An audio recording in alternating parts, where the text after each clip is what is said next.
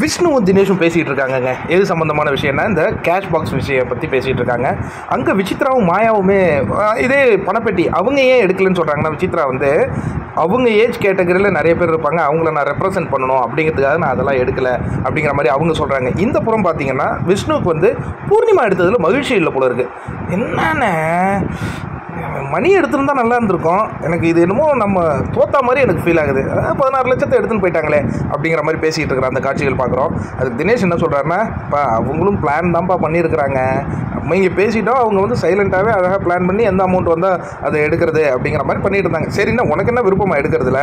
இல்லை அந்த serial artist வந்து போனதுலேருந்து எனக்கு ஒரு மாதிரி இருக்குது அப்படின்னு சொன்னப்படான்னு தெரியல.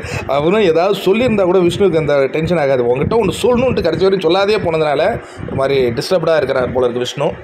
எனிவே அவங்க ஸ்மார்ட் மூவ் பண்ணிட்டாங்க பூர்ணிமா, அவங்களுக்கு அந்த 16 லட்சம் கிடச்சிச்சு, அதில் ஒன்றும் தப்பு இல்லையா?